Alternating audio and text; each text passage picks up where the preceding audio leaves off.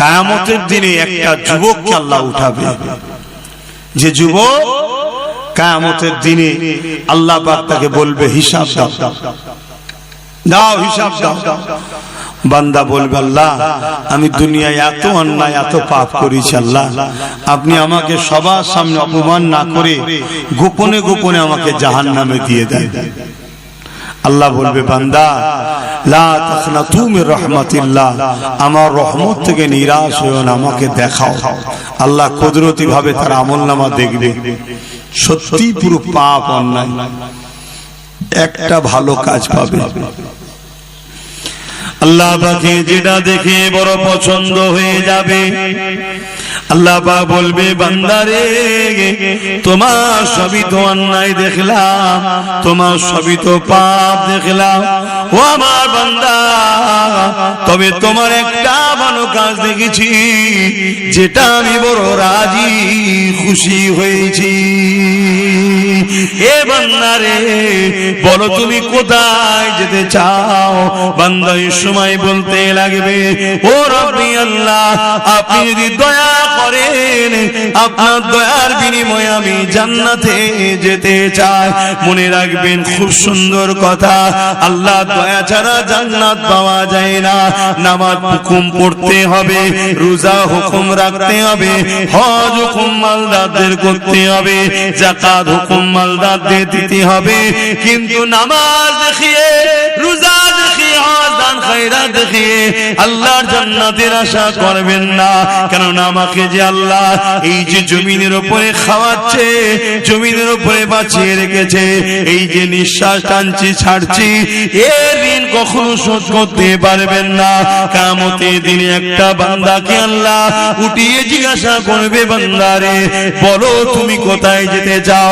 ওই বান্দাকে আল্লাহ 500 বছর হায়াত দিয়েছিল দুনিয়ার জমিনে, ওই বান্দা বলতে লাগবে ও রব্বি আল্লাহ 480 বছরের বেশি ধরে দুনিয়ার জমিনে জ্ঞান বিবেক হওয়ার পর থেকে আপনাকে সিজদা দিয়ে দিয়ে পেট পিঠ পেদন করে কোমরকে ধনুক বানিয়ে দিয়েছি এবং রোজা রেখে রেখে পেট পিঠকে সমান করে দিয়েছি। ও রব্বি আল্লাহ জঙ্গলে পাহাড়ে গিয়ে নোনা পানির এলাকাতে ওই জায়গায় গিয়ে আমি আপনার ইবাদত করেছি 480 বছরের বেশি। আজকে দিনে আল্লাহ আপনার কাছে আমি জান্নাত যেতে চাই, জান্নাতে যাব। আল্লাহ পাক ওই সময় বলবে ওরে আমার ফেরেশতারে এই বান্দাকে আমার জাহান্নামটা একটু দেখিয়ে নিয়ে আসো। 500 বছর হায়াত, 480 বছর পিলাসে ইবাদত করেছে আল্লাহ, সেজদা দিয়ে দিয়ে নিজের পিঠকে ধনুকের ন্যায় করে ফেলেছে, রোজা রেখে রেখে পেট পিঠ সমান করে ফেলেছে, এত আল্লাহর ইবাদত বান্দেগি করেছে। লোকালয় ছেড়ে গিয়ে পাহাড় জঙ্গলে ছিল। সেই বান্দাকে আল্লাহ ফেরেশতা বলবে, আল্লাহ বলবে ফেরেশতা একে তোমার জাহান্নাম ঘুরিয়ে নিয়ে আসো, দেখিয়ে নিয়ে আসো। আল্লাহর ফেরেশতারা তাকে নিয়ে যাবে, যেতে যেতে পথের মধ্যে এক জায়গাতে এমন সময় পিপাসা লেগে যাবে, কেননা জাহান্নামে তাপ আসতে লেগেছে, পিপাসা লেগে যাবে, এত পিপাসা লেগে যাবে। ওই সময় ফেরেশতাদেরকে বান্দা বলতে লাগবে ও আল্লাহ পাকের ফেরেশতারে আমাকে বড় পিপাসা লেগেছে, আমাকে পানি পান করো। ওই সময় ফেরেশতারা বলবে তোমরা দুনিয়ার বান্দা ছিলে, এখন পরকালে এসেছো, কোন জিনিস কি বিনিময় ছাড়া হয়? তোমাকে যে আমি পানি দেব এর বিনিময়ে তুমি কি দেবে? তোমার তো কিছুই নাই। ওই সময় ফেরেশতারাই স্মরণ করিয়ে দেবে হ্যাঁ তোমার অনেক নেক আমল রয়েছে, যদি এই আমলগুলো আমাকে দিয়ে দাও তাহলে তোমাকে আমি পানি পান করাবো। ভাইরা মন দিয়ে শোনেন, বাপেরা মন দিয়ে শোনে, মা বোনেরা মন দিয়ে শোনে, দুনিয়ার হাওয়া গায়ে লাগছে, আখিরাত কত কঠিন জায়গা বুঝতে পারছি না, কবর কত কঠিন জায়গা বুঝতে পারছি না। এই সময় তুই বান্দা এত পিপাসা লাগবে, সে বেখিয়াল হয়ে যাবে, সমস্ত আমলকে দিয়ে দিয়ে এক পাত্র গিলাস পানি পান করার পরে তার মধ্যে তৃপ্তি হবে। ওই সময় আওয়াজ দেবেন, আল্লাহ আমার ফেরেশতারে ওই বান্দাকে নিয়ে চলে আসো যে জায়গাতে পানির পিপাসা লেগেছে, ওখান থেকে জাহান্নাম আরো হাজার হাজার বছরের রাস্তা এখনো রয়েছে। ভাইরা আমার, এই পিপাসা এত দূর থেকে জাহান্নামের তাপে লাগবে, সমস্ত আমলের বিনিময়ে এক গিলাস পানি সে খরিদ করে ওই পানি পান করবে। আল্লাহ দরবারে ফিরিয়ে নিয়ে আসা হবে। আল্লাহ পাক আবার জিজ্ঞাসা করবে, ওরে আমার বান্দা তুমি কোথায় যেতে চাও? বান্দা আবার বলবে, আল্লাহ 480 বছরের উপরে আপনার ইবাদত বندگی করেছি, আপনি আমাকে 500 বছর হায়াত দিয়েছিলেন, জ্ঞান বিবেক বুদ্ধি যখনই হয়েছে সিজদায় পড়ে পড়ে পড়ে পড়ে পিঠকে ধনু বানিয়ে দিয়েছি, রোজা রেখে রেখে আমি এমন করে পিঠকে সমান করে দিয়েছি। আল্লাহ পাক এই আমলের বিনিময়ে আমি জান্নাতে যেতে চাই। আমার আল্লাহ বলবে, বান্দারে তোমার আমল তো এখন আর নেই, এক গিলাস পানির বিনিময়ে তোমার আমল তো তুমি ফেরেশতাদের দিয়ে দিয়েছো। বান্দা মাথা হ্যাট হয়ে যাবে। আল্লাহ বলবে, বান্দা মাথা তোলো, বলো কোথায় যাবে? বান্দার জবানের বল বন্ধ হয়ে যাবে, চোখ দিয়ে পানি বেরোতে লাগবে, হায় আমি কি করলাম।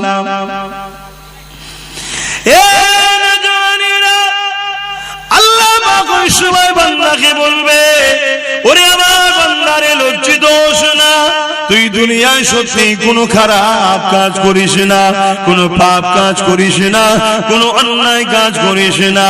জ্ঞান বিবেক বুদ্ধি থেকে এই জিন্দেগির 500 বছর হায়াতে 480 বছর পেলাস আমার জন্য তুই কাটিয়েছিস, সত্য কথা বলতো বান্দা। ওই নুনা পানি পাহাড় এলাকায় তোকে ঠান্ডা পানি সেই রক্তে এবং ইফতারের রক্তে খেয়ে দিত। বান্দা বলতো দেখে, ওই পাহাড়ি নুনা এলাকাতে খেয়ে তোর জন্য আঙ্গুরের গাছ তৈরি করে দিয়েছিল, যেখান থেকে মিঠা আঙ্গুর হতো তুই খেতে, খেয়ে তোর জন্য এই জায়গায় ইফতারের সময়তে নানা রকম ফলমূল তৈরি করে দিত। ওই সময় বান্দা লজ্জিত হয়ে চোখের পানি ফেলে বলবে, হে আল্লাহ আপনি খাওয়াতে বান্দারে তোকে কে সুস্থ রেখেছিল? বান্দা বলবে, আল্লাহ আপনি রেখেছিলেন। বান্দারে তোকে সিজদা দিবার ক্ষমতা কে দিয়েছিল? বান্দা বলবে, আপনি দিয়েছিলেন। বান্দারে কে তোকে ওখানে সুস্থ রেখে ভালো রেখে ওই ঠান্ডা নহরের পানি দিয়েছিল?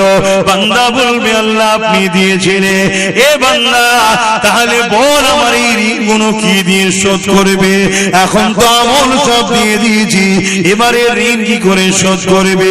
বান্দা বড় লজ্জিত হয়ে গিয়ে বলবে, আল্লাহ আপনি আমাকে ক্ষমা করে দিন। আল্লাহ আল্লাহ আমি বড় অন্যায় ভুল করেছি, আল্লাহ আমি বুঝতে পেরে গেছি আমি জান্নাত যাব, কিন্তু আপনার দয়া ছাড়া জান্নাত যেতে পারি না।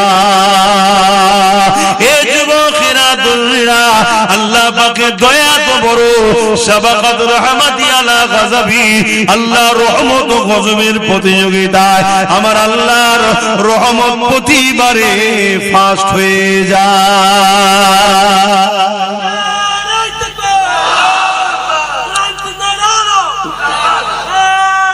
আল্লাহ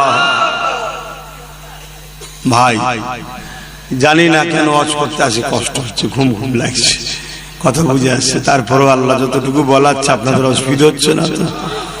খুব কষ্ট লাগছে কথা বলতে। তো যাই হোক ভাই, তাহলে ভাবুন আল্লাহ রহমত ছাড়া নাজাত পাওয়া যাবে না। আর সূরা আম্বিয়ার মধ্যে আল্লাহ বলছেন, ওমা আরসালনাকা ইল্লা রাহমাতাল লিল আলামিন, আমার নবীকে আল্লাহ আল্লাহর রহমত দয়া করেছে, জোরে বলুন সুবহানাল্লাহ। তো ভাই সেই আল্লাহর উপরে মহব্বত, নবীর উপরে মহব্বত, আল্লাহর সৃষ্টিকে ভালোবাসুন, তবে আল্লাহর রহমত পাবেন। যে কথা বলছিলাম, ওই যুবকটা, ওই বান্দাকেও আল্লাহ সেদিন নাজাত দেবে। জোরে বলুন সুবহানাল্লাহ। তো যে কথা বলছিলাম, ওই যুবকটাকে আল্লাহ পাক বলবে, বান্দা যা, আমি তোকে আমার রহমতের বিনিময়ে জান্নাত দিলাম। জোরে বলুন সুবহানাল্লাহ। কাশ ওই যুবক যদি আমি হই, কত সুন্দর হবে। কে হবে আল্লাহ জানে। এত পাপ থাকার পরও আল্লাহ তাকে নাজাত দিচ্ছে কেন? তার একটা কাজ আল্লাহর বড় পছন্দ হয়েছে। কি কাজ ছিল? প্রচন্ড গরমের সময় এক পশু রোদে বাঁধা ছিল, তাকে ছায়ায় বেঁধে পানি পান করিয়েছিল। আল্লাহ দেখে বড় ভালো লেগেছে। জোরে বলুন সুবহানাল্লাহ। তুই আমার সৃষ্টির উপরে দয়া করেছিস যখন আমার সৃষ্টি বিপদে ছিল, আজ আমি আল্লাহ তোর উপরে দয়া করব, এখন তুই বিপদে আছিস। জোরে বলুন সুবহানাল্লাহ। আল্লাহ নবীর ঘরে শিক্ষা কেমন ছিলেন দেখে। হযরতে খাতুনে জান্নাত তিনি এমন করে, হযরত ইমাম হাসান হুসাইন দুই ভাই অসুস্থ হয়েছে, তাই তিনাদের সুস্থতার জন্য খাতুনে জান্নাত নিয়ত করলেন, মান্নত করলেন, ও রব্বি আল্লাহ, আমার বাচ্চা দুটো সুস্থ হয়ে গেলে আমি আপনার খুশির জন্য তিনটে রোজা রাখার মান্নত করলাম, নিয়ত করলাম। আল্লাহ পাকের দয়াতে ইমামে হাসান হুসাইন পাক দুই ভাই সুস্থ হয়ে গেলে, তখন ছোট ছোট দিনেরা ছিলেন। এই সুস্থ হয়ে যাওয়ার দরুন হযরতে খাতুনে জান্নাত মাওলা আলী শেরে খোদার সঙ্গে আলোচনা করলে, আমার প্রাণের স্বামী, আমি আল্লাহ পাকের কাছে এই বলে মান্নত করেছিলাম, হাসান হোসেন সুস্থ হয়ে গেলে আমি তিনটে রোজা রাখবো। আল্লাহ পাক সুস্থ করে দিয়েছে, আমি রোজা রাখার ইচ্ছা প্রকাশ করছি। হযরতে মাওলা আলী বলেছিলেন, এ খাতুনে জান্নাত, আপনি একা কেন রাখবেন? আমিও আপনার সঙ্গে রোজা রাখবো। হযরতে মাওলা আলী রোজা রাখলে, খাতুনে জান্নাত রাখলে, হযরত ইমামে হাসান হোসেন তিনারাও উঠে পড়লেন, তিনারাও বলতে লাগলে, আম্মা জান, আমরাও সেহরি খাবো, রোজা রাখবো। এ যুবকেরা, ঘরে একটা কাজের মানুষ ছিল, যার নাম হলো ফিজ্জা, তিনিও বললেন, আম্মা আমাকে ইজাজত দেয়া হো, আমিও নফল রোজা রাখবো। চারজন পাঁচজন হয়ে গেল রোজা রাখা, সেহরি খেতে লেগেছে। কি সেহরি খাচ্ছে? এ যুবকেরা, বাপেরা মন দিয়ে শোনো গো, ঘরে কিছুই না, পানি দিয়ে সেহরি করা হচ্ছে, শুধু পানি। দোনো জাহানের সুলতানের বেটির ঘরের কথা বলছি, শুধু পানি। বাপেরা, নওজওয়ানেরা, তরুণেরা, এই সময়তে মাওলা আলী সকাল হয়ে যায়। হুজুর আমার কাজে খোঁজে বেরিয়ে গেলে, কেননা ইফতারে যদি কিছু পাওয়া যায়, এর জন্য তিনি কাজে বেরিয়ে গেলে। খাজুরের বাগানে পানি দেওয়ার কাজ করতে লাগলে, এতে সামান্য কিছু আল্লাহ মিলালে, তা থেকে জবের একটা রুটি এবং কিছু খাজুর কিনে নিয়ে এলে। যখন ইফতার সাজানো হয়ে গেছে, আজানের অপেক্ষা রয়েছে, ইফতার করবে, হঠাৎ করে দরজার গোড়ায় এক অচানা মুসাফির আওয়াজ দিয়ে বলতে লাগলো, এ খাতুনে জান্নাত, এ নবীর কলিজা টুকরি ফাতেমা, এ আহলে রাসূলরা, আমি বড় ক্ষুধার্ত রয়েছে, কয়েকদিন আমার খাওয়া হয়নি, নবীর ঘর থেকে আমরা ফিরে যাব, আহলে রাসূলের ঘর থেকে খালি হাতে ফিরে যাব, এটা হতে পারে না, এ আমাকে কিছু দেন। হযরতে খাতুনে জান্নাত দেখলো ইফতারটা এত সামান্য রয়েছে, ওই মানুষটাকে সব যদি না দেয়া যায়, একটা মানুষের পেটও ভরবে না। এই খাতুনে জান্নাত ওই ইফতারের পাত্রটাকে নিয়ে হযরতে মাওলা আলী স্বামীকে দিয়ে দিলে, যান এই মুসাফিরটাকে দিয়ে দেন, ওই গরীব ক্ষুধার্তটাকে দিয়ে দেন। হযরতে খাতুনে জান্নাতের কথা শুনে মাওলা আলী বলল, না, আমার বাচ্চা দুটো রোজা রেখে আছে, তারা ইফতার কি করবে? তুমি আমি না হয় বড় মানুষ নাই করলে আব্দুল্লাহ, দুটো ছোট্ট ছোট্ট বাচ্চা, তারা রোজা রেখে সারাদিন রয়েছে, সেহরিতে পানি খেয়েছে, তারা কি ইফতার করবে? একবার মাওলা আলী বলল না। মাওলা আলী ইফতারের থালিটা নিয়ে গিয়ে, পাত্রটা নিয়ে গিয়ে ওই মুসাফিরটাকে দিয়ে দিল। মুসাফির চলে গেল, মান্নতে রোজা ছিল। পরের দিন আবার সেহরিতে খাতুনে জান্নাত উঠলো, মাওলা আলীও উঠলো, ইমামে হাসান হোসেন উঠলো, ওই ফিজ্জা নামের কাজের মানুষটা উঠলো। 5 জনে আবার সেহরিতে পানি খেলে, আবার রোজা নিয়ত করে নিলে। আবার মাওলা আলী দিনের বেলা কাজের জন্য বেরিয়ে গেলে, আবার সামান্য কিছু অর্থ মিলল, তা থেকে আবার কিছু জবের আটা, রুটি আর কিছু খাজুর কিনে নিয়েছে, ইফতারির জন্য তৈরি হতে লাগলো। আজানের অপেক্ষায় রয়েছে। দ্বিতীয় দিনে সে ইফতারেতে হঠাৎ করে দরজার গোড়ায় আবার প্রথম দিনের না একজন মুসাফির এসে সালাম দিয়ে আওয়াজ দিলে, এ হালে রাসূলরা, আমি বড় ক্ষুধার্ত রয়েছি, আমাকে কিছু খেতে দেন, আমাকে ফিরিয়ে দেবেন না? হযরত খাতুনে জান্নাত প্রথম দিন স্বামীর হাতে তুলে দিয়েছিল। মায়ের নকশা কদমে চলে বাচ্চারা, এই জন্য বলা হয় বাচ্চাদের প্রথম শিক্ষিকা হলো মা। তাই হযরত ইমাম হোসেন পাক উঠে দাঁড়িয়ে গেলেন, ওই ইফতারের পাত্রটা নিলেন, সোজা গিয়ে ওই মুসাফিরের হাতে দিয়ে ঘরে এসে বসে পড়লে। যে আজান দিল, পানি দিয়ে ইফতারটা করে নিল। এ যুবকেরা, তরুণেরা, দ্বিতীয় দুটো রোজা রাখা হয়ে গেল। তৃতীয় দিনে সেহরিতে আবার খাতুনে জান্নাত উঠলো, মাওলা আলী উঠলো, ইমাম হাসান হোসেন উঠলো, ফিজ্জা নামে মানুষটা উঠলো, ফিজ্জা নামে কাজের মহিলাটা উঠলো। এমন করে সেহরিতে আবার পানি খেলেন, তিন রোজা নিয়ত করে নিলে। 3 দিনের দিন মাওলা আলী তিনি আবার কাজে বেরোলেন।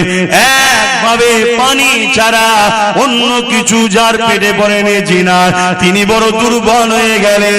3 দিনে তিনি বড় কষ্ট করে কাজ করে সামান্য কিছু আবার অর্থ পেলে, তা দ্বারা জবের আটা, রুটি আবার খাজুর নিয়ে ঘরে ফিরলেন। 3 দিনের দিনে শরীর চলছে না। আমার নওজওয়ানেরা, নিজের দিকে তাকাও আর নবীর বংশের দিকে তাকাও। খানদানে রাসূল, আওলাদে রাসূল, নবীর কলিজা টুকরি খাতুনে জান্নাতের দিকে দেখো, ইমাম হাসান হোসেনের দিকে দেখো, মাওলা আলীর দিকে দেখো। পুরো কায়নাত জান্নাতের জন্য তৈরি হয়েছে, সেই ইমাম হাসান হোসেনের দিকে দেখো। তাদের জিন্দেগিটা কেমন ছিল আর আমার তোমার জিন্দেগি কেমন হচ্ছে। এত আল্লাহ শান্তি দিয়েছে, তাও আমরা ইসলাম থেকে দূরে সরে যাচ্ছি। আল্লাহ ছাড় দিয়েছে, ছেড়ে দেয়নি আমাদেরকে, ধরবে। এ নওজওয়ানেরা, 3 দিনের দিনও আগে 2 দিনের মতো যখন ইফতার নিয়ে গেছে, এক মুসাফির জিনা এসে আওয়াজ দিতে লাগলেন, এ আহলে রাসূলরা, বড় ক্ষুধার্ত রয়েছি, কিছু দেন, ফিরিয়ে দেবেন না? প্রথম দিনে খাতুনে জান্নাত মাওলা আলীর হাতে দিয়ে পাঠিয়েছিল। দ্বিতীয় দিনে ইমাম হোসেন হাসান পাক নিজে আগিয়ে চলে গেছে। তৃতীয় দিনে ইমাম হোসেন পাক ছোট ভাই তিনি উঠে দাঁড়িয়ে গেলে, ইফতারের পাত্রটা নিয়ে আগিয়ে গিয়ে মুসাফিরকে দিয়ে পানি পান করে ইফতারটা করে নিলে। এ যুবকেরা, তরুণেরা, বাপেরা, আল্লাহ রাসূল ঘরে চলে এলেন ইশারাতে, এসে বলতে লেগেছে, মারে কি এমন কাজ তোমরা করেছো যার জন্য আল্লাহ বড় খুশি হয়ে গেছে? খাতুনে জান্নাত শুনিয়ে দিলেন। আল্লাহ নবী চোখ দিয়ে পানি বেরোতে লাগলো যে আমার পেটি দুনিয়ায় কি হালে রয়েছে, ইমাম হাসান হোসেন কি হালে রয়েছে, আমার জামাই মাওলা আলী কি হালে রয়েছে। কিন্তু নবী আমার ওখানেও হাত তুলে দোয়া চেয়ে বলেন, আল্লাহ আমার বেটির সংসারে তুমি রুজির বরকত দাও, আমার হাসান হোসেনের সংসারে বরকত দাও। নবী আমার ওটা দোয়া করেন, ওখানেও নবী আমার দোয়া করেছে, আল্লাহ পাক আমার উম্মত উম্মতিদের হেফাজত করে। আরো জোরে বলুন সুবহান। আজকে সেই উম্মত আমরা কি করছি বলুন? বললেই তো আব্বাস সিদ্দিকীকে সমালোচনা করছে, গালি দিচ্ছে, ফোনে হুমকি দিচ্ছে, কাঁচা কাঁচা গাল দিচ্ছে বাপ মা তুলে। কেন? আজ ইসলাম মিটে যাচ্ছে, কথা বলছি তাই। ইসলাম মিটে যাচ্ছে, কথা বলছি তাই। ভাবুন, আল্লাহ কিন্তু ছাড়বে না। কত কষ্ট করে তারা এই দিনের জন্য সব কিছু কুরবান করেছে। আর আজকে আমরা আরাম আয়েশের জিন্দেগি কাটিয়ে ইসলামকে ক্ষতি নিজেরাই করছি। আল্লাহ ছেড়ে দেবে না, এখনো সময় আছে। তওবা করেন, পরিবর্তন হন, ভাবে গরিবকে কিভাবে ভালোবাসতে হয় দেখুন।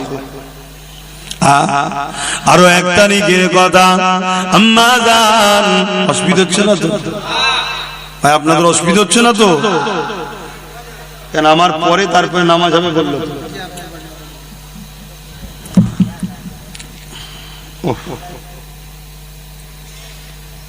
আরো এক তারিখের কথা, আল্লাহ নবীর কলিজার টুকরি খাতুনে জান্নাত দুনিয়া থেকে চলে যাবার সময় হয়েছে। হযরতে মাওলা আলী হুজুরের কোলে মাথা রেখে খাতুনে জান্নাত চোখ মুজে শুয়ে আছে। যাবার সময় একদম শেষের দিকে, দুনিয়া থেকে পর্দা নেবেন, ইন্তেকাল করার সময় এসে গেছে। হযরতে মাওলা আলী খাতুনে জান্নাত নিজের স্ত্রীর মাথায় হাত বুলোতে বুলোতে চোখ ভরা পানি দিয়ে বলছে, আমার প্রাণের স্ত্রী, এতদিন সংসার করলাম, কোনদিন একটা বার আপনি আমাকে কোন জিনিস আমাকে মুখ ফুটে চাননি আমার কাছে। শুনছেন? কোনদিন একটা জিনিস আমার কাছে চাননি। হযরতে খাতুনে জান্নাত চোখ খুললেন, মুচকি হাসলেন, হেসে বলছেন, আমি সাক্ষী দিচ্ছি আমি আপনার উপরে রাজি খুশি আছি। জোরে বলুন সুবহানাল্লাহ। পৃথিবীতে তো ওই স্বামীটাই, ওই পুরুষটাই তো শ্রেষ্ঠ যাকে তার স্ত্রী বলবে আপনার উপরে আমি খুশি, আপনি ভালো। কথা বুঝে আসছে? তা আপনি কেন চিন্তা করছেন? আমি আপনার উপরে রাজি আছি, কিন্তু মাওলা আলী শেরে খোদা বলছে, আমার দিল চাইছে একটা তো কিছু বলো, কিছু তো একটা চাও যেটা আমি তোমার জন্য এনে দেব। কখনো তো কিছু চাইলে না। হযরতে খাতুনে জান্নাত বলে, যখন আপনি এতই করে বলছেন, জান একটা আপেল কিনে নিয়ে আসেন, একটা সেব নিয়ে আসেন, আমি এটা আপনার কাছে চাইলাম জান। দোনো জাহানের সুলতানের বেটি হযরতে মাওলা আলী কোল থেকে বড় আদর করে স্ত্রীর মাথাটা তাকিয়া বালিশের উপরে রেখে দিয়ে খাতুনে জান্নাতের জন্য ছুটতে লেগেছে। হযরতে আলী চোখে পানি, এ পানি বড় আনন্দের পানি। আজ আমার কাছে ফাতেমা কিছু চেয়েছে, তাই বাজারে গেছে। এত অল্প পয়সা ছিল, একটা পিসি শুধু আপেল হয়েছে, ওই আপেলটা কিনে নিয়ে ঘরে ফিরে আসছে। রাস্তায় একটা ক্ষুধার্ত ব্যক্তি মুসাফির হাত দিয়েছে, হে হযরতে আলী, হে নবীর জামাতা, হে আলে রাসূল, আমি বড় ক্ষুধার্ত, তোমার হাতের আপেলটা আমাকে দাও, আমার বড় খিদা লেগেছে, আমাকে ওটা দাও। হযরতে আলী চিন্তা করতে লেগেছে, জীবনে প্রথমবার আমার স্ত্রী ফাতেমা আমার কাছে একটা আপেল খেতে চাইলো, আর আমি ওইটা কিনে নিয়ে যাচ্ছি। এত সামান্য পয়সা দ্বিতীয় কিনারও নাই, যদি মুসাফিরটাকে দিয়ে দিই, এই গরীব ক্ষুধার্তটাকে দিয়ে দিই, আমার স্ত্রী জীবনে চাইলে চলে যাওয়ার সময়ও তিনার নজদিকে এসেছে। আরে আমি কি করি? নিজের মধ্যে তোড়পাড় হতে হতে ওই আপেলটা হযরতে মাওলা আলী ওই গরীবটার হাতে দিয়ে দিলে। কি তাদের প্রেম ছিল গরীবদের উপরে, দেখো, দিয়ে মন মরা করে আর ঘরে ঢুকছে। হযরতে খাতুনে জান্নাত মুচকি হেসে বলছেন, হ্যাঁ আমার প্রাণের স্বামী, আপনি আমাকে আপেল খাওয়ালে আমি জানা খুশি হতাম, তার থেকে বেশি ওই গরিবকে আপেল দিয়াতে আল্লাহ খুশি হয়েছে। জোরে বলুন সুবহানাল্লাহ, আরো জোরে বলুন সুবহানাল্লাহ। ভাই ওলিরা যদি দিলের খবর দেখতে পাই, নবীর বেটি দেখতে পাই না কি গো? আল্লাহ তাদেরকে সব দেখার ক্ষমতা দিয়েছে। তাহলে বলুন গরিবকে কিভাবে ভালোবাসতেন তিনারা। আর আজকে আমরা নিজের প্রতিবেশী, নিজের আত্মীয়র মধ্যে গরিবের উপরে আমাদের আজকাল গুরুত্ব নাই। গরিবের উপরে সবাই জুলুম করছে। গরিবকে প্যার করো, গরিবকে ভালোবাসো, গরিবকে সাথ দাও, আল্লাহ খুশি হবে। আজ যদি আমরা আল্লাহর শ্রেষ্ঠ সৃষ্টি মানুষকে যদি বিপদ মুক্ত করি, মানুষের উপরে জুলুম হচ্ছে যদি জুলুম থেকে মুক্ত করি, মানুষের উপরে মিথ্যা মামলা হচ্ছে তার হাত থেকে মানুষকে যদি বাঁচায়, মানুষ নেশায় আসক্ত হয়ে ধ্বংসের দিকে যাচ্ছে তার হাত থেকে যদি আমরা মানুষকে বাঁচাই, মানুষকে যদি খুন রেপ অশান্তির হাত থেকে মানুষকে যদি বাঁচায়, বা ক্ষুধার্ত মানুষের মুখে যদি খাবার তোলার ব্যবস্থা করি, এর থেকে মহান পুণ্যের কাজ আর কি হতে পারে? কথা বুঝছেন তো নাকি? অতএব এই কাজ অনেক নেকির কাজ, পুণ্যের কাজ। এই কাজ আপনারা করুন। মনে রাখবেন, একদিকে যেমন আল্লাহর সৃষ্টিকে বাঁচানো, আল্লাহ সৃষ্টির উপরে দয়া দেখানো, আল্লাহ আপনার উপরে দয়া দেখাবে, অপর দিকে আল্লাহর পেয়ারা নবী নূর নবীর মেহনতের কষ্টের ইসলাম আজ জালিমদের কাছে বড় খাতরা, বড় জালিমদের আঘাতের শিকার হচ্ছে।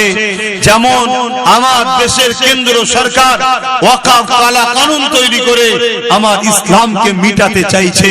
নিশ্চয়ই আমরা এ বিষয়ে খবর রাখি না? এটা আওয়াজ দিয়ে বলুন। আজকে 2025 এখনো চলছে। এবছরে একটা আইন তৈরি করেছে ওয়াকফ কালা কানুন, সংবিধান বিরোধী, ইসলাম বিরোধী। এই আইনকে মানি না শুধু বললে হবে না, এই আইনকে বন্ধ করিয়ে মসজিদ মাদ্রাসা ইসলামের সম্পদকে বাঁচাবার জন্য জান মাল উৎসর্গ যদি আমরা করতে পারি, এর বিনিময়ে হাসতে হাসতে আল্লাহর নাজাত জান্নাত পাওয়া যাবে। জোরে বলুন সুবহানাল্লাহ। আরে মরণ তো একদিন হবে। কবে হবে? যেদিন লিখা আছে সেদিনই হবে। ঘরের মধ্যে দৌড় দিয়ে বসে থাকলো মরণ সেদিনই হবে। আর বাইরে বেরিয়ে খালিদ বিন ওলীদের মতো 125টা লোক গিয়ে শরীরে ক্ষত বিক্ষত করেছে, পর শহীদ হয়নি, বিছানায় শুয়ে মরণের দিনেই ইন্তেকাল করেছে। জোরে বলুন সুবহানাল্লাহ। কিন্তু আজ এসআইআর এর ভয়ে ওয়াকফ আন্দোলনটাই ভুলে গেছে। বন্ধ হয়েছে না? এসব তো পরিকল্পনা। ওয়াকফ আন্দোলন হলো পৃথিবী ব্যাপী আন্দোলন, ইন্টারন্যাশনাল আন্দোলন। এসআইআরটা যদি রাষ্ট্রীয়ভাবে করে, এর আগেও হয়েছে, এখনো হবে। নাম সংযোজন, নাম সংশোধন। মারা গেছে কাটা যাবে, 5 জায়গায় নাম, 4 জায়গায় কাটা যাবে, 1 জায়গায় থাকবে। বিবাহ হয়েছে, বাপের বাড়ির নাম বাদ যাবে, স্বামীর বাড়ির নাম থাকবে। কথা বুঝে আসছে তো? এটা হলো এসআইআর। এর বাইরে গিয়ে যদি বলো যে কাউকে ইচ্ছা করে নাম বাদ দেবে, অর্থাৎ মুসলমানকে তো টার্গেট করছে, শুনছি, ঠিক তো নাকি? তুমি বলো, তুমি এটা যদি তোমার নাম ইচ্ছা করে বাদ দেবে বলে, তুমি কি করবে? তোমার কি করার আছে বলো? তুমি পেরেছিলে তোমার 500 বছরের প্রমাণ হওয়া বাবরিকে বাঁচাতে? যে বাবরি সুপ্রিম কোর্টে প্রমাণ হলো ওখানে মসজিদ ছিল, ওখানে অন্য কোন ধর্মের ধাঁচা নিচুই ছিল না, ওখানে নামাজ হতো, ওখানে মসজিদ ছিল, প্রমাণ হয়েছে সবকিছু সুপ্রিম কোর্টে। তারপরেও তুমি কি তোমার মসজিদকে বাঁচাতে পেরেছো? তাহলে তোমার মধ্যে একটা সাধারণ মুসলমানের নাম যদি জোর করে বাদ দিয়ে দেয়, কাগজ নিয়েই কি করবে? তুমি কাগজ খুঁজছো? কাগজ নিয়েই কি করবে? তাহলে বাঁচাবার মালিক কে? মারার মালিক কে? তাহলে সেই আল্লাহর দিকে তো আমাদেরকে রুজু হওয়া দরকার। চলো আল্লাহ আছে, আল্লাহ আছে, সে সব ছেড়ে দিয়ে এখন কাগজ খুঁজছে আমার কি হবে, আমার কি হবে। আরে তোকে যদি মনে করে তাড়াবো, কাগজ থাকার পরেও তোকে তাড়িয়ে দেবে, তুই কিচ্ছু করতে পারবি না। কেন? তোদের কোনো রাজ পাওয়ার নেই। তাই যাদের হাতে পাওয়ার তারা কেউ তোদের নয়, না মমতা তোদের, না মুদি তোদের, কেউ তোদের নয়।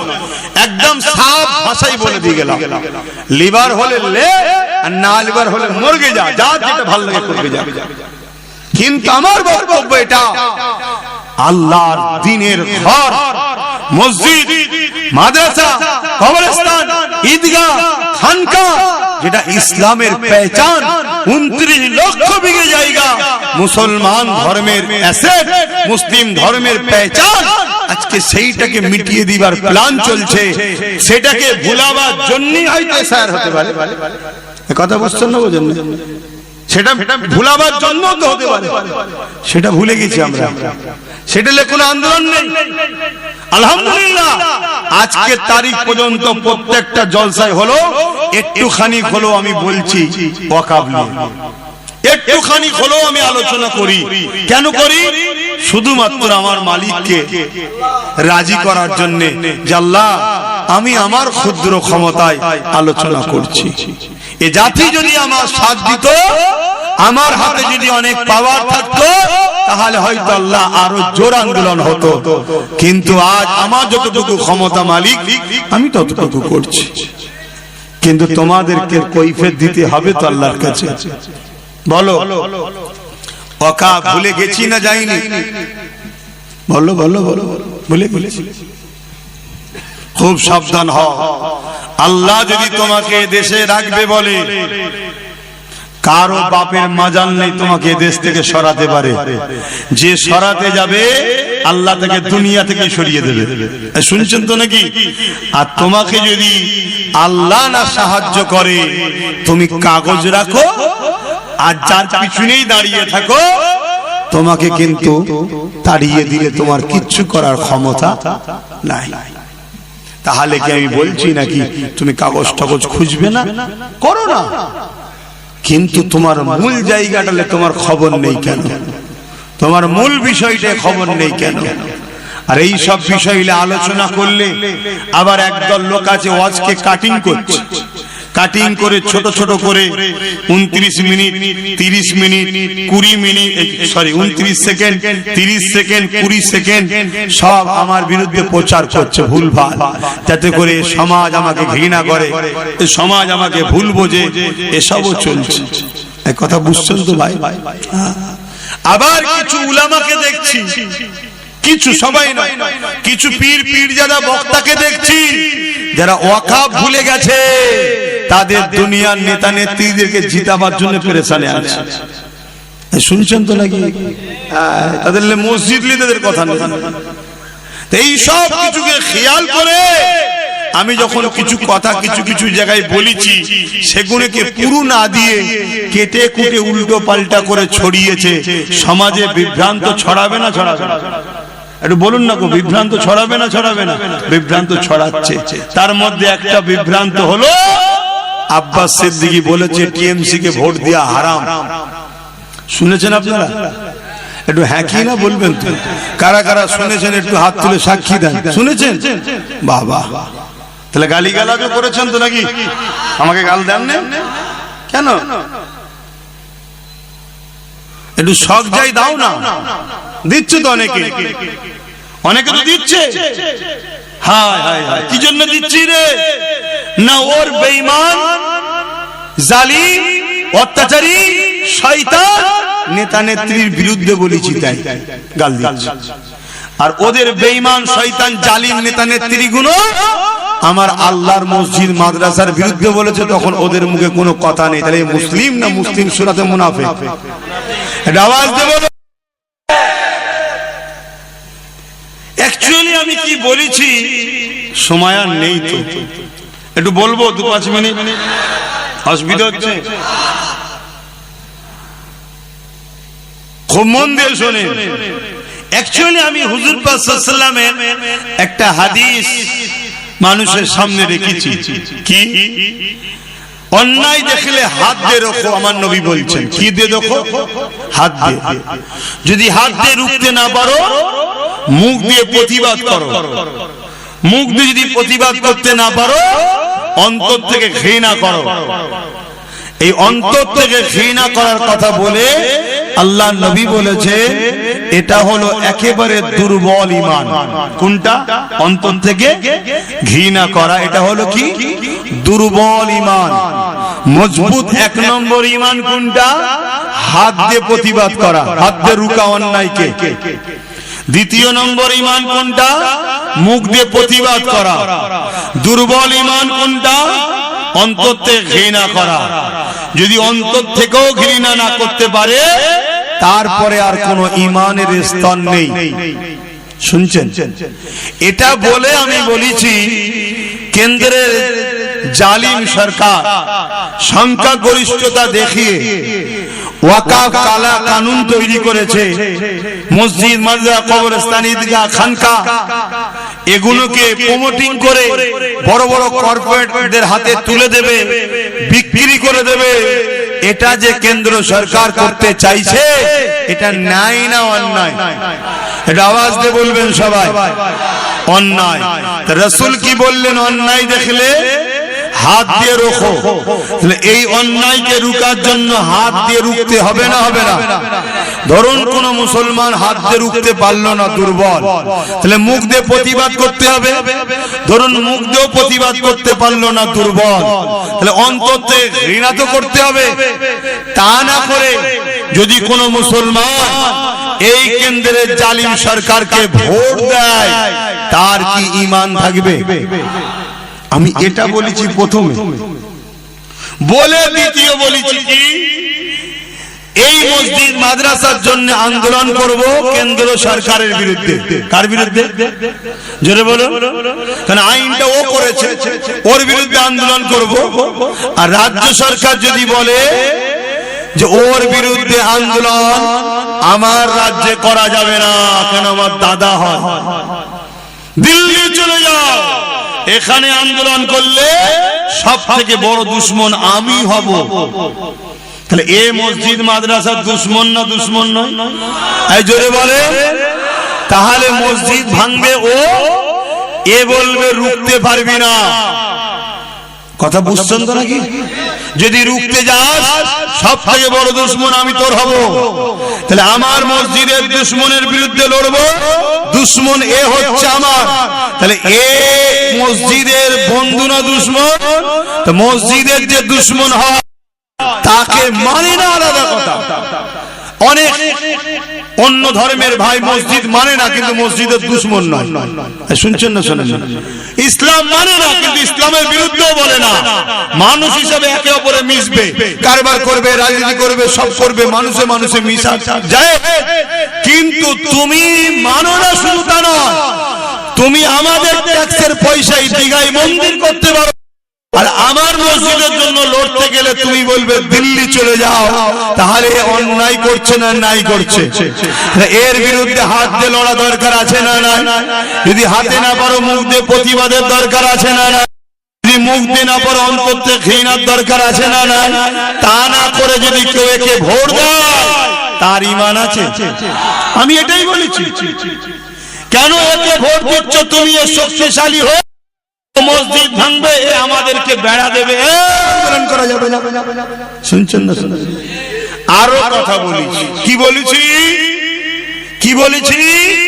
মন্দির বানাচ্ছে ট্যাক্সের পয়সায়, চলো, তারপরও চলো, ছেড়ে দাও, কথা বুঝে আসছে। কিন্তু তুমি মন্দির বানিয়ে প্রসাদ খাইয়ে মুসলিম সমাজকে কাফের বানাবার পরিকল্পনা করেছে না করেন? রেশনের মধ্যে দিয়ে প্রসাদ পাঠিয়েছে না পাঠায়নি? বুকে হাত দিয়ে বলুন, প্রসাদ খেলে ঈমান থাকে? জোরে। তাহলে তুমি এক মন্দির করলে রাজকোষের টাকা, এটা যেমন অন্যায়, তারপরেও চলো সম্প্রীতির স্বার্থে, বৃহৎ স্বার্থে চুপ করে গেলাম, কিন্তু তুমি প্রসাদ খাইয়ে মুসলিম সমাজের ঈমানকে লুটতে চেয়েছো। বুঝতেছো নাই না অন্যায়? তাহলে এই অন্যায়ের বিরুদ্ধে হাত দিয়ে রুখা দরকার আছে না না? মুখ দিয়ে প্রতিবাদের দরকার আছে না না?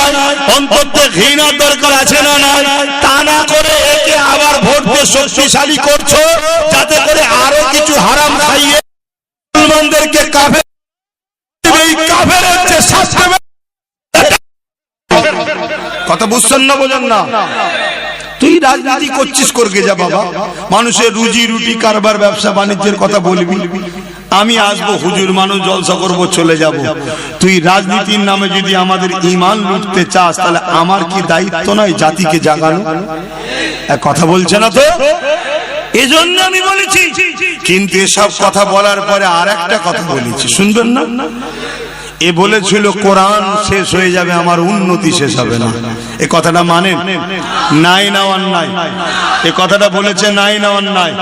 ওর উন্নতি শেষ হবে, ওর উন্নতি শেষ হবে না হবে না? আমার কোরআন শেষ হয়ে যাবে।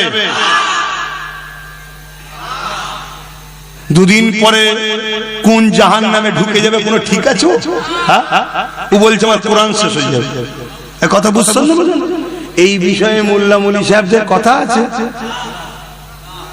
ওজন আমি আব্বাস সিদ্দিকী যখন বিরোধী করি, আমার বিরুদ্ধে বলার জন্য অনেক মৌলী সাহেব বাজারে আছেন না? না, হ্যাঁ, এদের ভাড়া করা দালাল, ওগুলো এদের ভাড়া করা দালাল।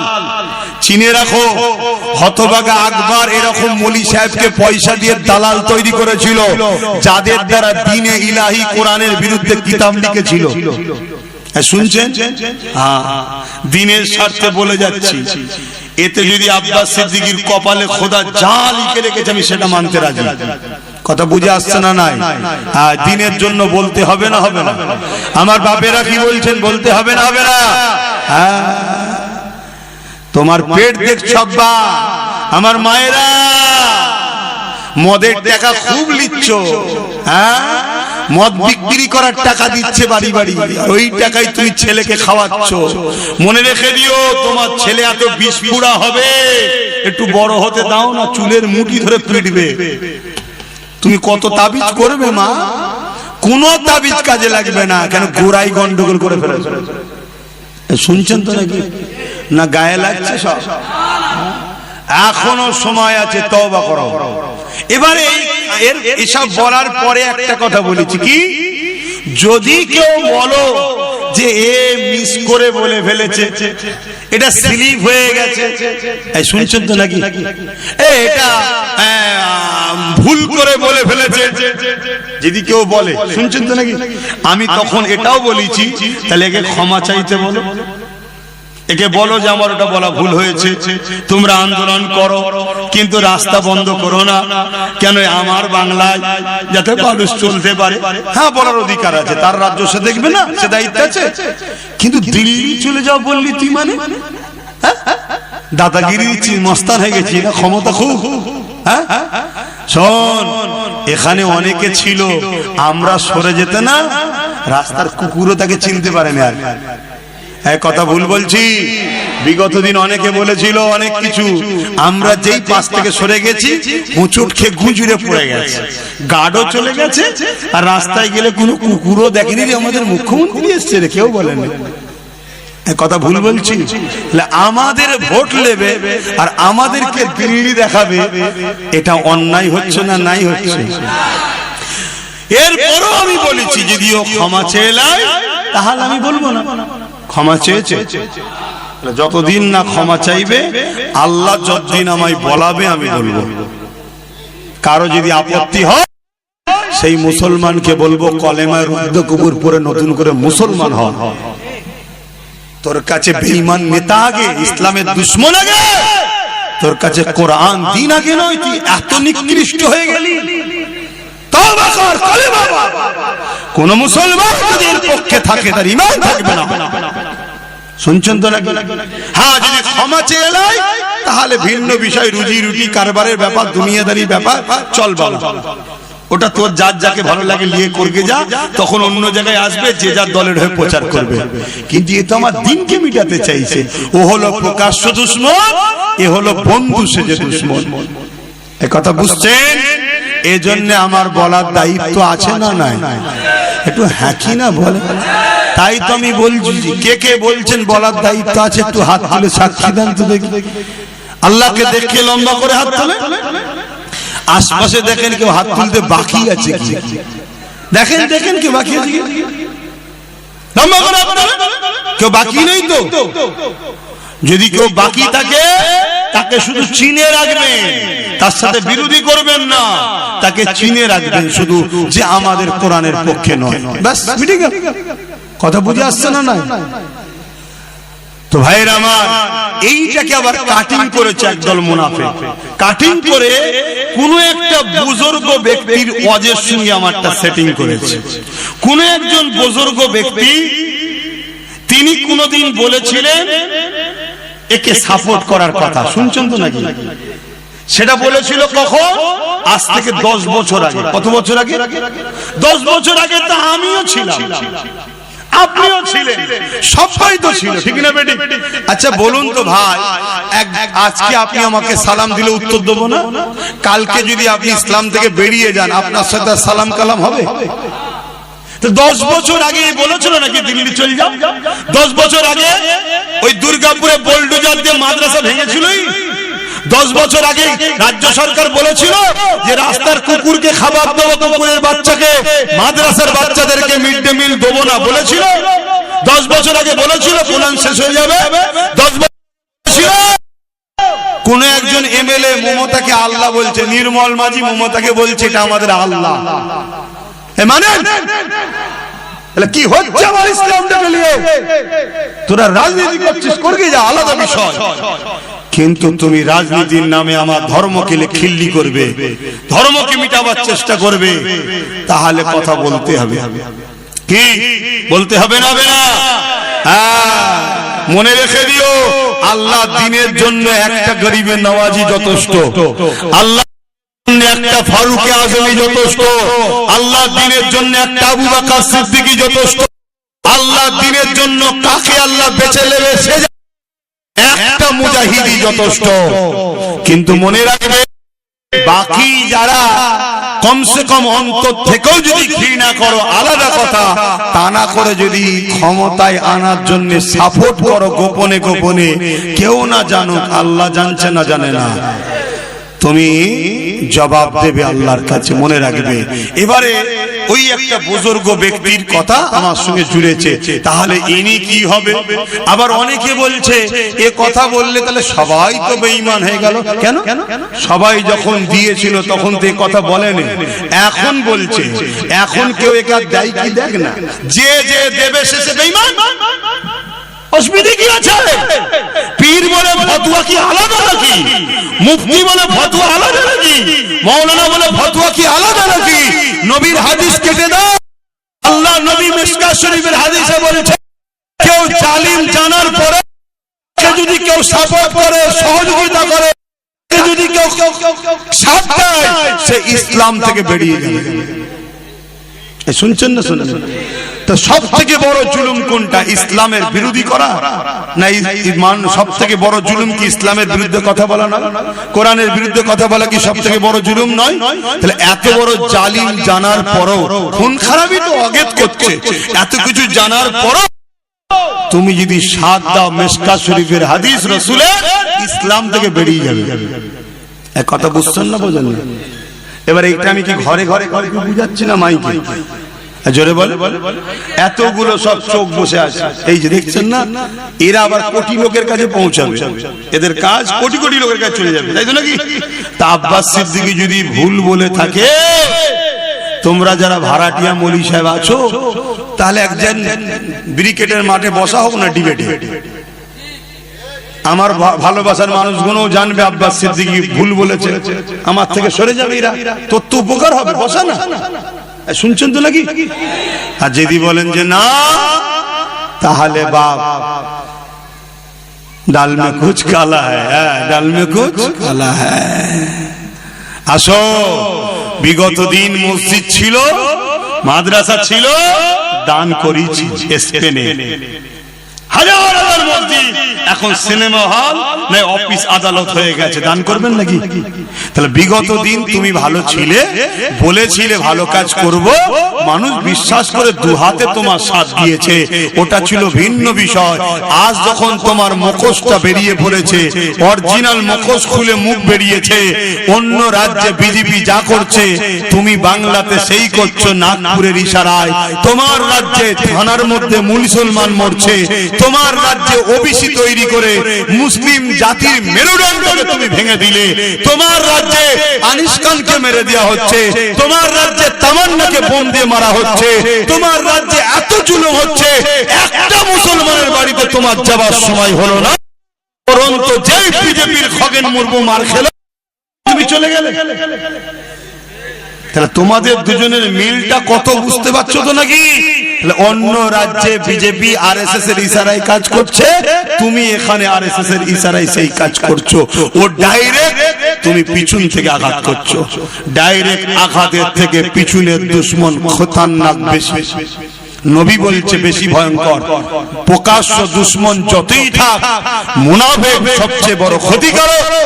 হযরতে সালাউদ্দিন 12 লক্ষ হাজার সেনা নিয়ে 4 লক্ষ বেলায় লড়াই করেছিল। করার পরে সালাউদ্দিন আইবি ঘরে এসে মন খারাপ করে বসে আছে। সবাই জিজ্ঞেস করছে, হুজুর আপনার মন খারাপ কেন? আপনি কি খুশি নয় মসজিদে আকসা উদ্ধার হয়েছে? সালাউদ্দিন আইবি বলছেন, খুশি তো জানি, কিন্তু আমাদের মধ্যে কিছু গাদ্দার আছে, এদেরকে যদি বিচার না করা যায় মসজিদে আকসা আবার চলে যাবে।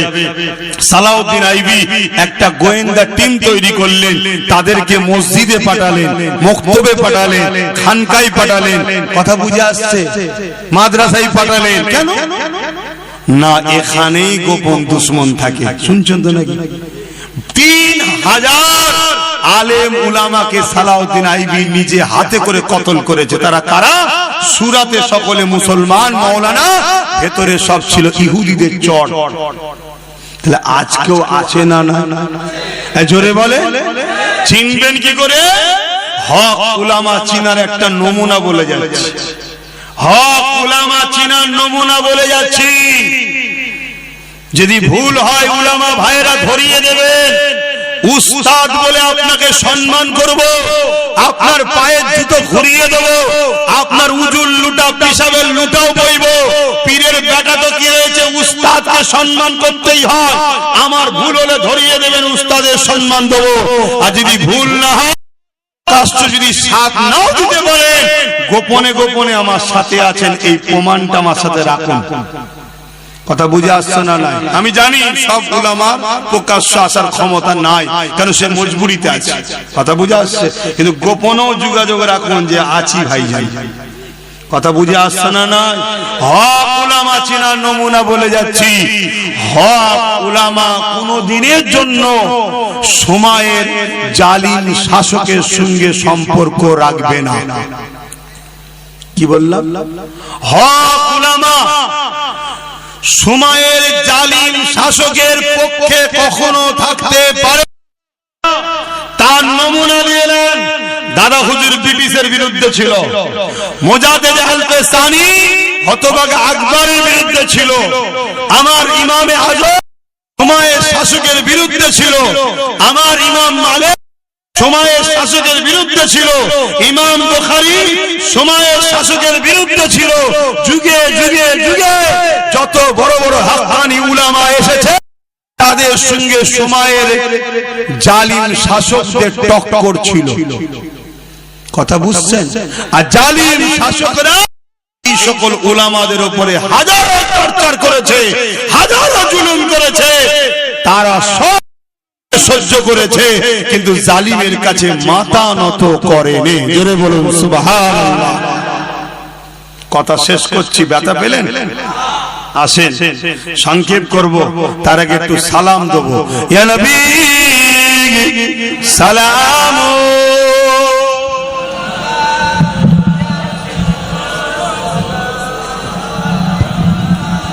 বাবা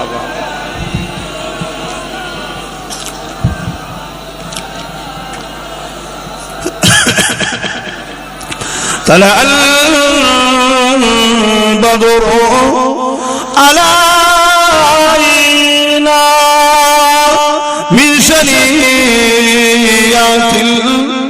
وداعي وجب الشكر على ما لله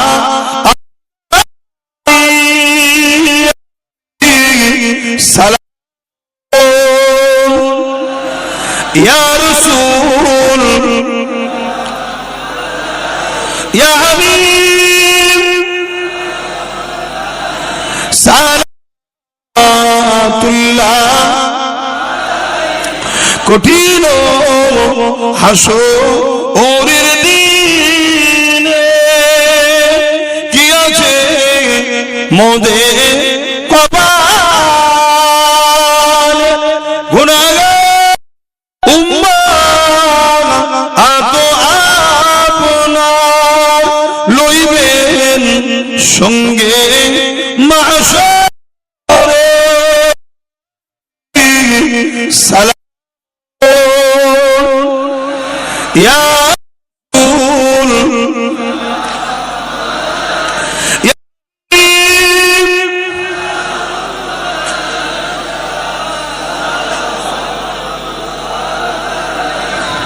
সকলে বসুন বালাগাল উলা বিকামালিহি কাসাবাত দুজা বিজামালিহি বাপেরা আমার ভাইরা দিল থেকে বলুন আমার কথায় কষ্ট পেচ্ছেন নাকি যদি কষ্ট হয় দুটো রাস্তা প্রথম বলবো তওবা করুন এরপরও যদি মনে হয় যে না আপনি ঠিক আমার থেকে দূরে সরে যান ক্লিয়ার আমি আমার জায়গায় নিজের জন্য লড়াই করছি না আমার দ্বীনের দুশমনি যে করবে তার বিরুদ্ধে আমি কথা বলবো কথা বুঝে আসছে যে আমার নিরীহ মুসলমানকে ভালোবাসার নামে নিয়ে গিয়ে কাফের বানাবে হারাম খাদ্য খাইয়ে তার বিরুদ্ধে আমি কথা বলবো এক কথা বুঝছেন না বোঝেন না এতে যদি কোনো মুসলমান মনে করে যে আমি হারামটাই ঠিক আছে সে আমার থেকে সরে যাবে কিন্তু আমি বলবো রুকা স্বপ্ন দেখতে তাহলে কিন্তু আল্লাহর পক্ষ থেকে এমন মার এসে যাবে তুমি ঠেলা সামলাতে পারবে না তো যাক ছোট করব নবীর ঘর মাদ্রাসা ছেলেরা যাচ্ছে যার যা খুশি দেন এবং কেউ যদি বড় কিছু দিবার নিয়ত করে এসে থাকেন প্রতি বছরে হয় তাহলে আমার হাতে দেবেন বা ওয়াদা যদি কেউ কিছু করেন তাহলে নাম বলুন লিখে নেবে আর ছেলেরা যাচ্ছে যার যা খুশি একটু শরীক হন যার যা খুশি একটু শরীক হন আর সকলে তেলাওয়াত করেন একটু ছোট করে দোয়া করব দোয়া বাদ নামাজ হবে নামাজের পর আবার মাহফিল চলবে আরো উলামা হযরতরা আছেন তিনারা সব আসবে আলোচনা করবে ছেলেরা গেছে একটু দাও পকেটে হাত দাও যার যা খুশি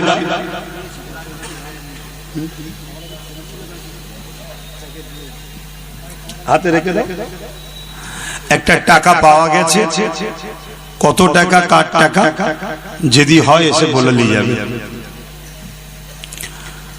তাড়াতাড়ি দেন আর আমার উলামা ভাইদেরকে বলবো বসিরহাটের বড় মাওলানা আল্লাহ রুহুল আমিন শেখ রহমাতুল্লাহ আলাইহি ফতোয়ার কিতাবের মধ্যে লিখেছে ফুটবল খেলা দেখতে গিয়ে কেউ যদি হাততালি মারে শুনছেন তো নাকি ফুটবল খেলা দেখতে কেউ যদি হাততালি মারে তার বিবি তালাক হয়ে যাবে শুনছেন তো নাকি আরে শুনছেন তো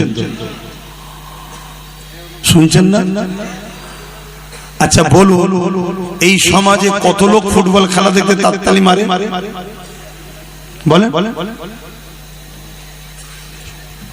তাহলে কি হবে হ্যাঁ যে ব্যক্তি জানে না সে যদি হাততালি দেয় তার বিবি তালাক করবে না মাসলাটা জানার পরে যদি হাততালি দেয় তালাক হয়ে যাবে কথা কিছু বুঝে আসছে তো জানতো না একে যে ইসলামের এত বড় দুশ্মন হবে ভোট দিতে সাপোর্ট করেছে কারো কিছু অসুবিধা নেই তো দেশে বাঁচতে গেলে তো ভোট দিতে হবে কিচ্ছু ভুল করে না তো কিন্তু আজ যখন জেনে গেছি এ আর ওর মধ্যে কিছু পার্থক্য নেই ওকেও যেমন সাপোর্ট করা হারাম একেও সাপোর্ট করা হারাম কথা মাথায় ঢুকছে এবারে আল্লাহ করে একজন গোপন দান 15,000 টাকা আল্লাহ কবুল করে আল্লাহুম্মা আমিন আর একজন 3,000 টাকা আল্লাহ কবুল করে বল আল্লাহুম্মা আমিন আরো কেউ যদি কিছু দেন ডক্টর কো দেন না আর আমার ভাইয়েরা গেছে দাও সুরাজ গাইন ভাই 1000 টাকা, আল্লাহ কবুল করে, আল্লাহুম্মা আমিন। গোপন দান 10,001 টাকা, আল্লাহ কবুল করে, বোন আল্লাহুম্মা আমিন। বলেন আর কে কি দেবেন বলেন।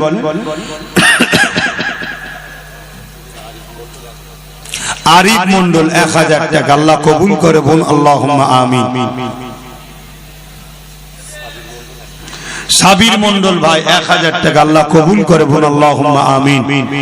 আপনারা যদি কিছু কিছু দেন বলেন না, নিয়ত করেন না, মাদ্রাসায় দেবেন, নবীর ঘর দেন। বিসমিল্লাহ।